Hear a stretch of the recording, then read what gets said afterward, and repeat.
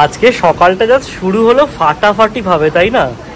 আমরা এখানে ব্রেকফাস্ট করতে বসেছি আর পেছনের ভিউটা জাস্ট দেখো, মানে আনম্যাচড। আর ঠিক এই কর্নারে হচ্ছে কি আতিরাপল্লী ওয়াটারফলস। সত্যি যদি এরকম ভাবে প্রত্যেকটা দিনে সকাল শুরু হতো, কালকে থেকে আবার সেই বাধা ধরা ঘর, একই রুটিন, তোর বড়ি খাড়া, খাড়া বড়ি তোর। সত্যি কথা, অসাধারণ লাগছে। খারাপ হয়ে যায় যে কি বলবো। তোজো কি বলছে? তোজো এনজয় করছে। না সত্যি রিসর্টের লোকেশনটা মানে জাস্ট ফাটাফাটি।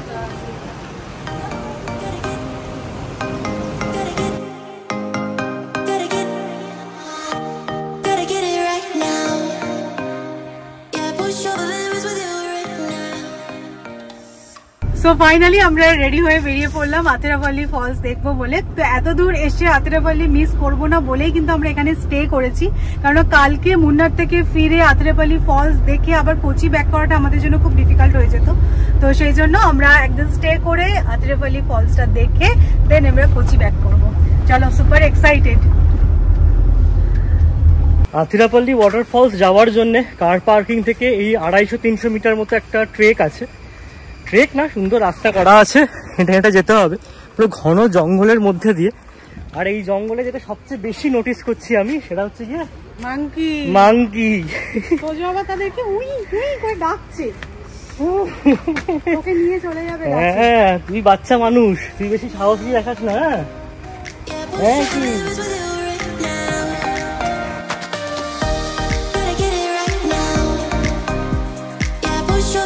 আমি এখন দাঁড়িয়ে আছি আতিরাপল্লী ফলসের সামনে, আর এটা ঠিক কতটা হিউজ তোমরা দেখো। Wow, just wow, totally worth যে এতখানি মানে আমরা ট্রাভেল করে এসে স্টিল আমরা আতিরাপল্লীতে স্টে করে এই ফলসটা দেখেছি। মানে অসাধারণ বললেও কম বলা হয়।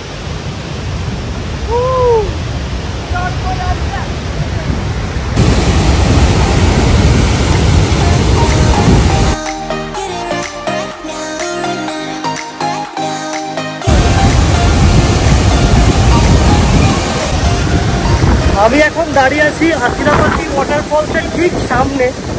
তো এটা যে কতটা হিউজ সেটাও তো বলে বোঝাতে পারবো না। তোমরা নিশ্চয়ই ভিডিওতে দেখে ইনফ্যাক্ট বুঝতে পেরেছো, কমপ্লিটলি ড্রেনসড হয়ে গেছি। সামনেটা গেছিলাম ভিডিওটা শ্যুট করবো বলে, অপূর্ব। মানে এরকম ওয়াটারফলস এর আগে কখনো আমি দেখিনি। অনেক ফলস তো দেখেছি, বাট আতিরাপল্লী স্ট্যান্ডস আউট। এখানে বাহুবলী মুভিও শুটিং হয়েছিল, তোমরা সবাই জানি ক্যামেরা লেন্সেও পুরো জল পড়ে গেছে। এখানে দাঁড়িয়ে থাকা যাচ্ছে না। তো সৌমিকে বললাম তোজোকে নিয়ে ছাতা নিয়ে এখানটা দাঁড়াও, আমি কয়েকটা ক্লিপ নিয়ে আসি। অসাধারণ লাগছে কিন্তু, না? কিন্তু পুরো ভিজে যাচ্ছি। তোজো কোথায় এসছে? আতিরাপল্লী ফলস। সৌমি সেই বাহুবলীর মতো ধরো তোজোকে নাকি। ফাটাফাটি। ও তোজো কি হচ্ছে এগুলো? ও লিটারালি বৃষ্টি পড়ছে মনে হচ্ছে। ওয়াটারফলসের জলটা এমন আসছে। তোজো মামা, ফুল অন এনজয়মেন্ট। তোজো কি আমাদের বাহুবলী?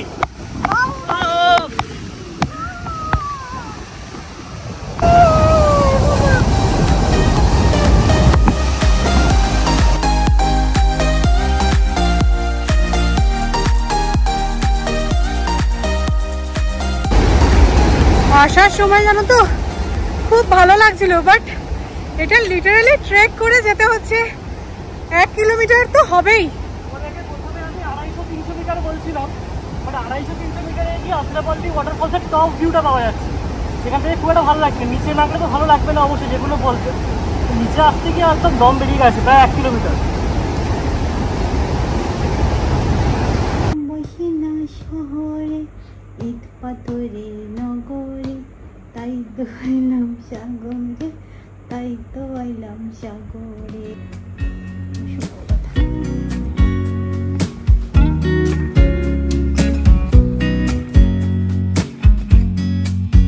তো ফাইনালি আমরা আতিরাপল্লী থেকে চেক আউট করছি। এখন 4টে বেজে গেছে। লাঞ্চ টাঞ্চ সারলাম। 4th নাম্বার স্টে ছিল, তাই তো?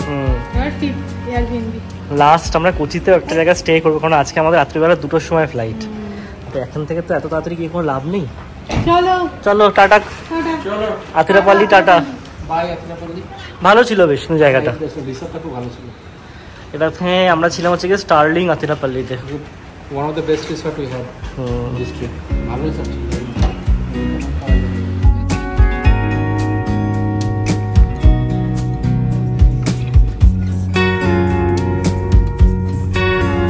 কোচিতে আসার পর তোমাদের সাথে আর কথা বলা হয়নি, তো আমরা মাত্র 4-5 ঘন্টার জন্য একটা এয়ারবিএনবি নিয়েছি, কারণ আজকে আমাদের রাত্রি 1টার সময় ফ্লাইট কোচি টু পুনে। তো এই এয়ারবিএনবিটা এত সুন্দর না, আমাদের মনে হচ্ছে সেগুলো ছড়িয়ে খেলিয়ে থাকতে পারতাম যদি আমরা অন্যান্য জায়গাতে এরকম এয়ারবিএনবি নিতাম। খুব সুন্দর এই এয়ারবিএনবিটা। তো মোটামুটি আমাদের লাগেজ প্যাক, কিছু খোলাই যদিও হয়নি, প্যাক আর কী করবো, শুধু বাচ্চাদের একটুখানি খাবার বানানো হয়েছে, দ্যাটস ইট। এবার আমরা বেরোবো, বেজে গেছে প্রায় 11:30। তো ট্রিপ ওভার। সত্যি এতদিনের মানে প্ল্যানিং প্লটিং সব শেষ, কিন্তু খুব ভালো করে ইমপ্লিমেন্ট হয়েছে। 2.5 মাস ধরে আমরা শুধু প্ল্যান করেছি, খুব ভালো লাগলো। আবার নেক্সট ট্রিপ হবে। হ্যাঁ, আমাদের অলরেডি একটা প্ল্যান চলছে।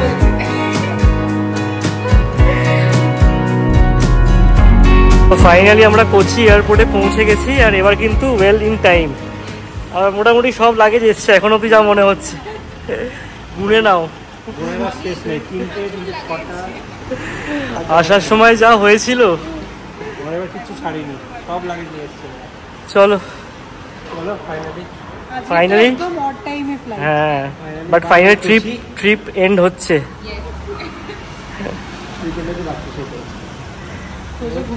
হ্যাঁ, না এসব ঘুমোচ্ছিল, এই জাস্ট উঠলো।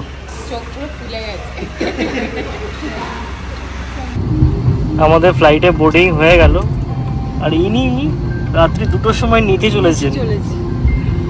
মিউজিকটা হচ্ছে, ওটা নিচে চলেছে। কি ব্যাপার, চলে যাচ্ছি, বেড়ানো শেষ। কাল থেকে পড়াশোনা মানে। ওর মনটা খারাপ হয়ে গেছে, দেখো কেমন নিরাশ হয়ে তাকিয়ে আছে। হাসবি না।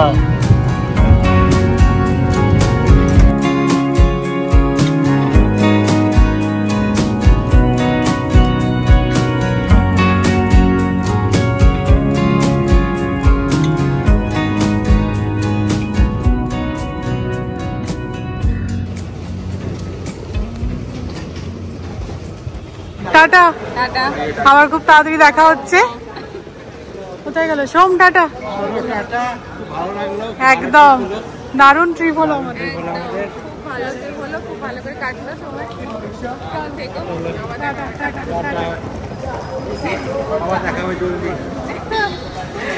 চলো, দুজনেই ঘুমাচ্ছে।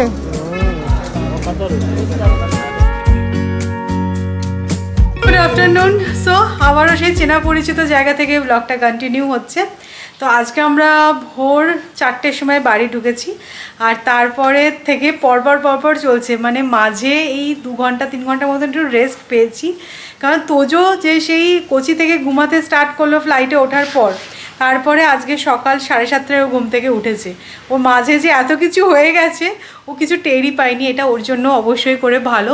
বাট আমরা আজ যেন পারছি না, মানে চোখ পুরো টানছে। আর তোজো তো আবারও ঘুমিয়ে গেছে, মানে ওর রুটিনটা একদম সেট হয়ে গেছে, তো ও ফ্রেশ আছে, ওর এনার্জি লেভেল হাই, আর আমাদের ডাউন হতে না, আর আমি আর টানতে পারছি না।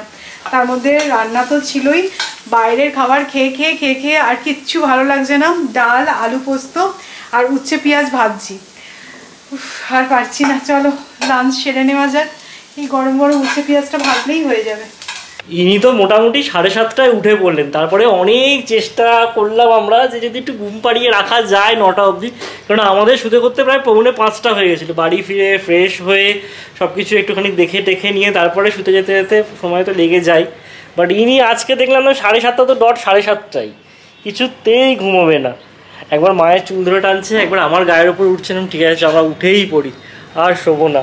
তোর তো বেশ ভালোই ঘুম হয়ে গেছে, আর তোকে চিন্তা করার কোনো ব্যাপার নেই।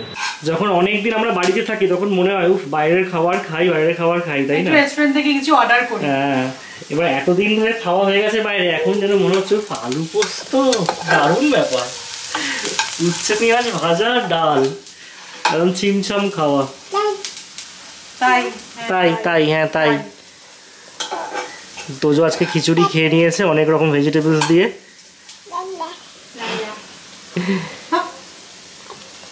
এই দেখো মুখে মুখে পপ করছে। আমাকে দেখে তোমরা কতটা কি বুঝতে পারছো জানি না। লাঞ্চের পর তো একটু শুয়ে গেছিলাম, তারপরে সন্ধেবেলা ঘুম থেকে উঠে এত মাথা ধরেছে, আমার গা হাত পা যন্ত্রণা করছে, একদম ভালো লাগছে না। যাওয়ার আগে জন্মাষ্টমী ছিল, জন্মাষ্টমী একটা প্রেশার তো ছিলই, তারপরে এই যে যাওয়াটার জন্য একটা অ্যাংজাইটি কাজ করছিল, মানে এতদিনের জন্য তোজোকে নিয়ে, মানে আর আমরা তো দেখলেই মানে 5টা জায়গায় আমরা ছিলাম, মানে হোটেল এয়ারবিএনবি মিলিয়ে সব সময় গিয়ে প্যাকিং, আবার নেক্সট দিনের জন্য বেরোনো, আর প্রত্যেকটা ট্রাভেল টাইমটাও কিন্তু অনেকটা ছিল, মানে 6-7 ঘন্টা আমরা বাচ্চাদেরকে নিয়ে ট্রাভেল করেছি। তো সব মিলিয়ে আর কি আর আমার শরীর দিচ্ছে না। তো যাই হোক, আজকে ডিনারটা সৌরভ বানাচ্ছে, আমি যে আমি আর পারবো না, সত্যি আজকে আর একদম পারছি না গো। এই যে সৌরভ বানিয়েছে আলু পটলের তরকারি, আলু বেশি পটল কম, পটলগুলো একটু ভাজা হতো, আর ঠিক আছে মানে মানিয়ে নেবো কষ্টে শিষ্টে, কি আর করবো বলো। হ্যাঁ না না ঠিক আছে, না একটু বেটার হতো, অ্যাকচুয়ালি আমি এয়ার ফ্রাই করে নিয়েছি পটলটা, সেই কারণে একটুখানি কম ভাজা। খুবই ভালো হয়েছে, খুবই ভালো হয়েছে, আমি আর কি মারছি, যা পাওয়া যায় মুখের সামনে তাই ভালো, বুঝলে। না অ্যাকচুয়ালি কি বলতো, কাল আর পরশু দুদিন আমার একটু কাজ আছে, তাই জন্য আমি বাড়িতে থাকতে পারবো না বেশিক্ষণ সময়। তার মধ্যে কালকে গণেশ চতুর্থী, সৌমি একটা বড় সড়ো প্ল্যান করে রেখেছে, তো সেটাও এক্সিকিউট করতে হবে। আজকে চলো তাড়াতাড়ি করে খেয়ে দিয়ে শুয়ে পড়ি। সত্যি কথা, মানে পরপর জন্মাষ্টমী গেল, তারপরে আমাদের এই ট্রিপটা, তারপরে একদম গায়ে গায়ে হচ্ছে গিয়ে গণেশ চতুর্থী, আর আমার এই স্পেশাল কাজটা, মানে সব নিয়ে আমরা পুরো একদম প্যাকড। তো চলো আজকের মতো ব্লগটাকে এখানেই এন্ড করছি। আমাদের এই পুরো কেরালা সিরিজ তোমাদের কিরকম লাগলো অবশ্যই কমেন্ট করে জানাবে, আর আজকের আথিরাপল্লী ওয়াটারফলস কিরকম লাগলো সেটাই জানিও। হ্যাঁ দারুণ। তো চলো টাটা, গুড নাইট, কালকে আবার দেখা হচ্ছে একটা ভেরি ইন্টারেস্টিং ব্লগে। Good night, tata.